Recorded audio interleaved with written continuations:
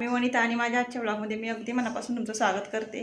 तर मी 3-4 दिवसापूर्वी व्हिडिओ टाकला होता याचा लाडकी बहीण योजनेचा.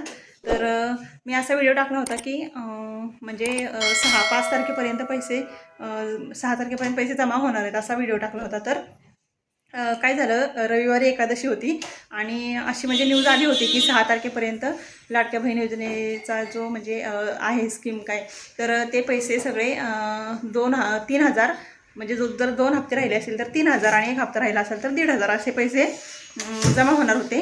पण असं झालं की थोड्याफारच जणींना म्हणजे ते पैसे 5 तारखेला जमा झाले आणि 6 तारखेला तर कुणाचाही हप्ता आला नाही. आणि आज सोमवार, मंगळवार आणि बुधवार हे 3 दिवसामध्ये जास्तीत जास्त म्हणजे हप्ता म्हणजे वाटप करण्याची शक्यता आहे. तर म्हणजे सोमवार, मंगळवार आणि बुधवार असे 3 दिवस आहे ना, 1,500 कुणाचा राहिला असेल किंवा 3,000 म्हणजे 1 हप्ता राहिला असेल तर 1,500, 2 राहिले असेल तर 3,000 असे पेमेंट येण्याची शक्यता आहे. आणि ते म्हणजे मी न्यूजच सकाळी बघितली म्हणून म्हटलं तुमच्यासोबत शेअर करावं. आणि जर कुणाचं म्हणजे KYC वगैरे अपडेट करायचं राहिलं असेल ना, तर KYC अपडेट करून घ्या. कारण KYC जर अपडेट नसेल तर मग हप्ता तर नाही येऊ शकत. आणि कारण माझं तर आत्तापर्यंत सगळं हप्ते आलेलं आहे.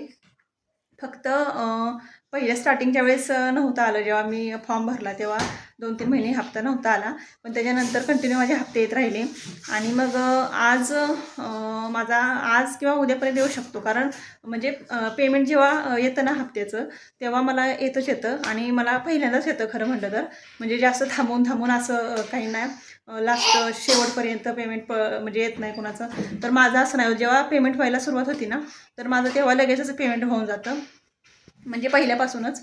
आणि त्यामुळं पेमेंट तर होणारच. जर KYC वगैरे कोणाची अपडेट करायची राहिली असेल तर मग नाही होऊ शकत. कारण माझं एकदा तसं झालं होतं, KYC अपडेट केली पण ते लगेच पेमेंट झालं होतं माझं.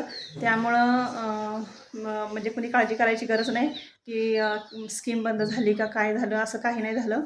म्हणजे अफवा अशी पसरली आहे की लाडकी बहीण योजना बंद झाली, आता पेमेंट वगैरे कोणाचं होणार नाही किंवा काय असं.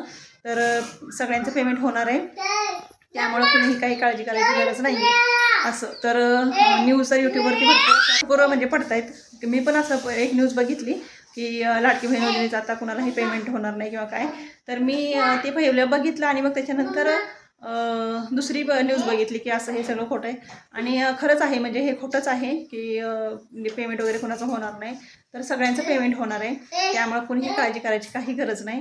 आणि सगळ्यांचे 1,500, 3,000 राहिले असतील तर ते सगळे पैसे जमा होणार आहेत आपल्या अकाउंटवर.